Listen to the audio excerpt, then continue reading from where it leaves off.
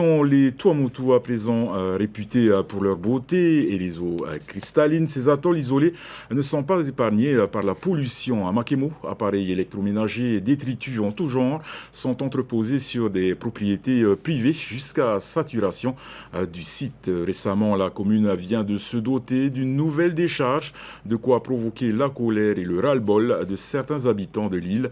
Précision dans ce reportage. Interview et images signées à Matai Horei.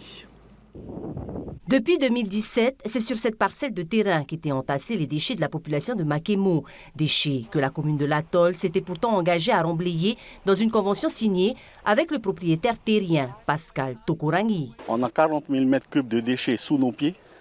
Vu les photos que l'État, le travail a été bâclé. Donc une incompétence de la commune et je demande que ça soit régularisé assez rapidement.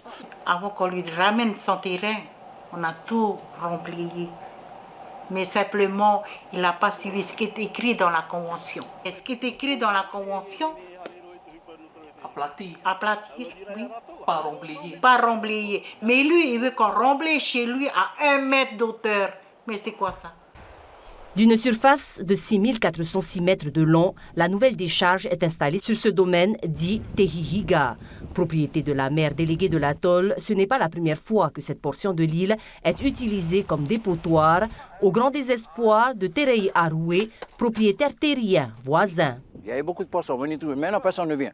Parce que quand tu l'odeur, ça gratte, il y a l'odeur. En plus, il y a les mouches. Ne parlons pas des mouches, les rats le soir. Hein. Et ici, je ne pouvais plus faire.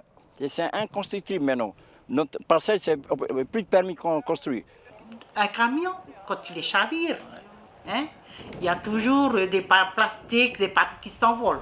Ce n'est pas la totalité, on emmène 600 terrains pour jeter, non, pas du tout. Et même là, le roi, on disait chez nous, les pommes, tout le roi, je suis allée voir. Il y a juste quelques plastiques, mais pas dans le roi.